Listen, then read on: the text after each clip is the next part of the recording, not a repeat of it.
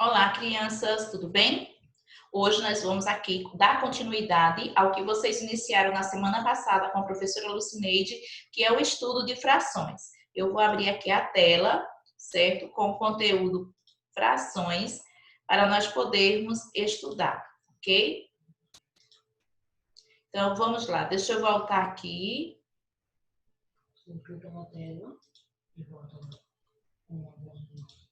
Deixa eu voltar aqui. Pronto. Como eu disse, o tema é frações, certo? E aqui nós temos várias frações. Olhem só, os números, eles têm posições e têm nomes diferentes do que nós estamos acostumados a falar, certo? Aqui, por exemplo, é o inteiro. Toda fração tem um inteiro. O que é o inteiro? É a parte total de uma fração, certo? Aí aqui nesse azulzinho é um inteiro. Aqui nós temos um meio. Você não vai dizer que o 2 aqui é um 2. Não, é um meio. O número no denominador, ele vai mudar o seu som até o numeral 10, tá? Então, aqui nós temos um meio. Um meio porque esse inteiro, ele foi dividido em duas partes. Olha só aqui, duas partes. Agora, aqui nós temos um terço. Um terço porque nós dividimos o inteiro em três partes, ok? Um quarto, dividimos em quatro partes. Um quinto, dividimos em cinco partes. Um sexto, dividimos em seis partes. Um sétimo, dividimos em sete partes. Um oitavo, em oito partes. Um nono, né? Tinha 9 partes. E um décimo, porque tinha 10 partes. Então, veja aqui, ó. O 2, não chamo de 2 quando ele está no denominador, eu chamo de meio. O 3, eu chamo de terço.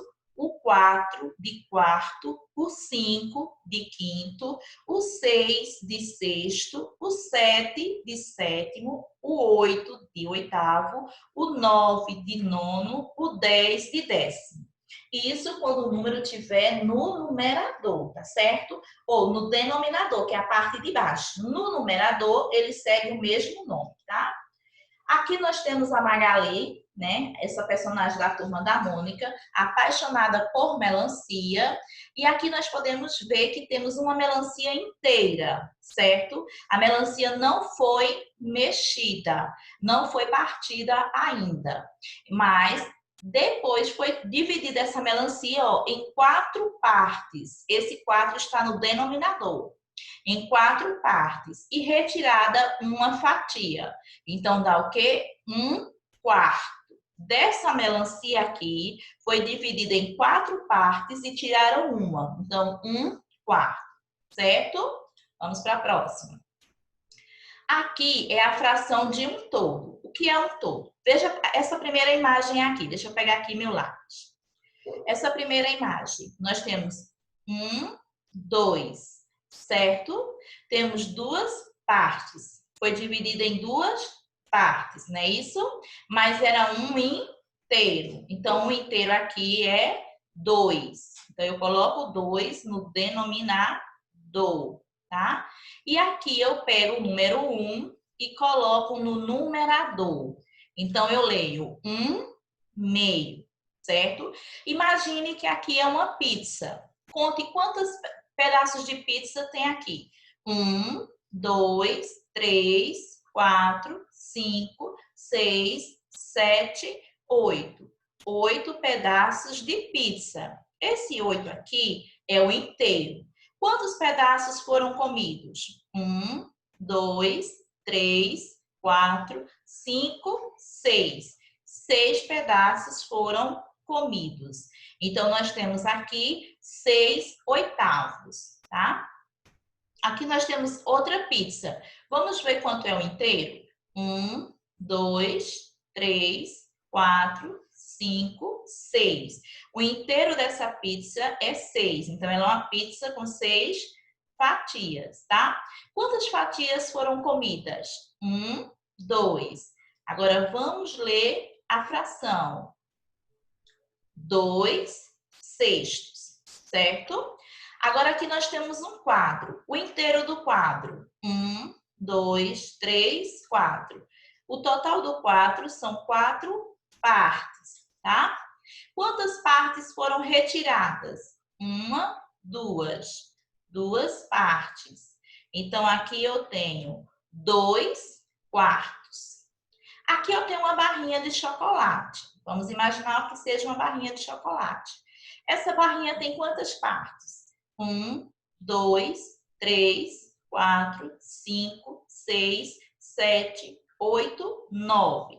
O inteiro da barrinha de chocolate é 9.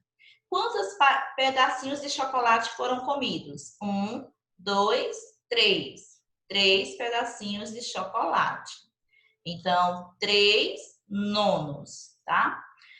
Outra barrinha de chocolate. Vamos ver o inteiro. 1, 2, 3, 4, 5, 6. 6 inteiros, correto? Quantos pedacinhos foram tirados? 1. Então, aqui, ó, 1 no numerador. 1 sexto. E assim sucessivamente com as outras partes que nós temos, ok? Então, deixa eu limpar minha tela para poder passar para a próxima. Vamos lá. A próxima é essa daqui, ó. Aquilo que a Pro mostrou. Vamos começar aqui pela parte de baixo da pizza. Vejam que nesse prato tem uma pizza completa, tá? Então, é o inteiro. Ela não foi mexida, não foi tirada nenhum pedaço. Já aqui foi tirado metade da pizza. Então, aqui é um meio, porque a pizza só tá a metade, ok? Aí, agora aqui, como se lê? Como eu falei, o número no numerador, que é em cima, ele permanece sendo o som dele do mesmo jeito. No denominador, o som muda, certo? Então, aqui nós temos 3 quintos, 7 oitavos, 2 terços, 3 sextos, 4 sétimos, 6 sextos. É o que nós temos, ok? Vamos para o próximo. O próximo aqui vai ser história. Mas antes de passar a história, deixa eu explicar matemática. No livro de vocês, vai estar lá no final da aula, a agenda, na página 77 e 78. Você vai escrever na cruzadinha como se lê as frações, tá? E aqui do outro lado, você também vai fazer a mesma coisa. Você vai fazer aqui, ó. Aqui tem 3 oitavos, então você vai pintar apenas 3 partes. E aqui tem 2 quartos. Você vai pintar apenas 2 quartos, certo? Você vai fazer sua atividade, ok? Essa é a tarefa de matemática para você. Agora nós vamos falar de engenhos de açúcar, que é a aula de história. Deixa eu pegar aqui o livro de história. Deixa eu dar uma olhadinha na página. História. Certo? Vocês vão estar vendo o trabalho escravo, né? O trabalho da mão de obra escrava nos engenhos. E aí, vocês vão ver uma realidade muito triste, mas presente, né? Infelizmente. É na página 172, a atividade de história. 172. Vamos lá. Vamos ver o que nos traz a tarefa de história. Pronto. Mão de obra nos engenhos. Nós sabemos que o Brasil ele foi invadido pelos portugueses no dia 22 de abril de 1500, não é isso? Nós sabemos disso, né? A Pro já conversou com vocês que não foi uma descoberta, foi uma invasão, foi uma tirada de direitos, de propriedade e muitas coisas, tá? E com isso, os portugueses, eles quem trouxeram a cana-de-açúcar para o Brasil. E quando eles trouxeram a cana-de-açúcar, eles sabiam que a cana-de-açúcar ia reproduzir muito, porque é uma plantinha simples, tá? E com a produção da cana-de-açúcar, eles queriam desenvolver a garapa, a rapadura, o álcool, a cachaça, certo? E o açúcar naquela época, valia mais do que o ouro, acredita? Uma pessoa quisesse dar um presente para outra pessoa, pensasse num presente bom, desse um pouco de açúcar, que já era um ótimo presente. Engraçado, né? E aí, quem agora ia ficar ajudando os portugueses em suas grandes fazendas de açúcar. Também plantava-se café, criava gado, mas o principal era a cana-de-açúcar. Foi aí que trouxeram os negros da África, vendidos como escravos para os senhores das fazendas. E esses negros, como vocês já sabem, a gente vai se aprofundar nisso no decorrer dos dias, eles vinham em navios negreiros, que era esse o nome que recebiam, alguns morriam na estrada e eram jogados no oceano, tá? E quando chegavam aqui, eles iam mais precisamente para a Baía de Todos os Santos, em Salvador, e quando chegava lá, eles eram como tomate, batatinha, cenoura, verdura na feira. Eles eram colocados ali nus, né, para poder os senhores das fazendas escolherem os que tinham os dentes saudáveis, os que tinham aparência saudável, o porte físico mais forte, que fosse resistente ao trabalho. E outro detalhe, eles não recebiam R$1, nem a moeda da época, pelo trabalho que faziam.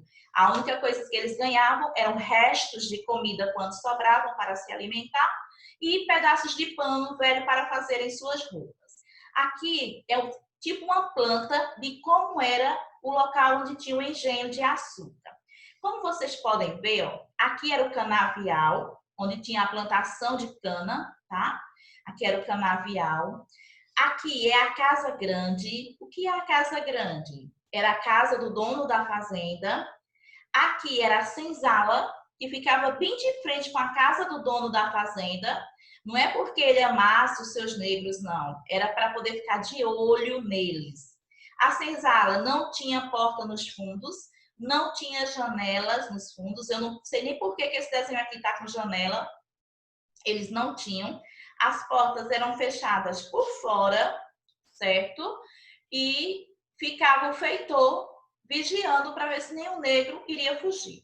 E depois de 16, 18 horas de trabalho no campo, uma jornada difícil, e ainda apanhavam, eles eram trancafiados aqui com fome, sede e muitas vezes até privados das suas necessidades fisiológicas, tá? E dormiam ali amontoados, seja no meio do calor, do frio, do que fosse. Eles dormiam ali, inclusive as crianças. E aqui a moenda. O que é a moenda? É onde ficava o moinho, né? A engenhoca, que eu vou já mostrar para vocês como era essa engenhoca. Era moída a cana de açúcar para a produção do açúcar, ou da garapa, ou da cachaça. E aqui eram as roças, né? Hortas e outras coisas mais. Então, aqui é uma pequena demonstração de como eram os engenhos. Olha só aqui, ó. Essa imagem, né, feita pelo pintor Benedito Calixto, mostra um negro na cidade de São Paulo. Essa imagem está lá, no Museu Paulista, ele levando os feixes de cana para a moagem, tá? Era esse o trabalho deles também. Pegar os feixes de cana e levar para a moagem. Olha aqui, olha. Quando a gente vai comprar caldo de cana, né? Passa a cana pela maquininha ligada à energia, sem nenhum esforço, e a pessoa nos entrega o caldo de cana. Olha aqui, ó. Você tem 4 pessoas trabalhando aqui. Eu não vou usar o termo negro, porque ninguém pode ser identificado pela cor da sua pele, tá? Isso é um desrespeito. Então, aqui tem 4 pessoas, 4 seres humanos, certo? Tratados de forma indiferente, sem respeitarem os seus direitos, como vocês estão vendo. E aqui, ó, 2 em cada ponta da engenhoca, para poder imprensar entre, olha só aqui, ó, um tipo de vela, tá? De madeira, e um botava a cana para ser moída, o outro recebia e passava a cana moída. Tá vendo aqui, ó, o repasse da cana?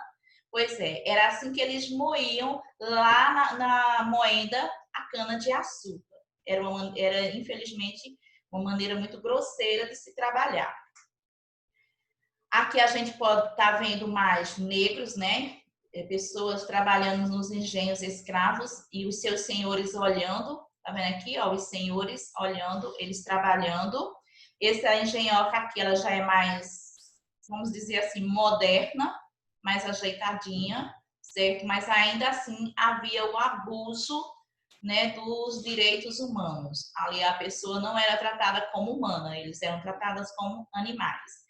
Você pode ver que tem um jovem, né, trabalhando como escravo aqui. Com certeza, pela época dessa imagem aqui, ele talvez já pertencesse à lei do ventre livre, que foi uma lei que liberou, né, os filhos de escravos que nascessem a partir daquela data, que eu me esqueço, agora não me recordo muito assim, não sou de gravar datas. As crianças seriam livres, mas elas acabavam como escravas, só que sem punição, porque elas não tinham para onde ir, tinham que ficar por ali mesmo. E aqui você vê mais trabalho escravo nas moendas, né? Aqui a gente vê, ó, o melaço, ele fazendo o melaço no caldeirão, tá? Outros moendo a cana, outros carregando, né? E assim. E aqui está a sua agenda com a tarefa tanto de história como de matemática. Matemática eu já expliquei e história também já expliquei, tá bom? Vejo vocês amanhã. Um abraço, fiquem com Deus. Tchau!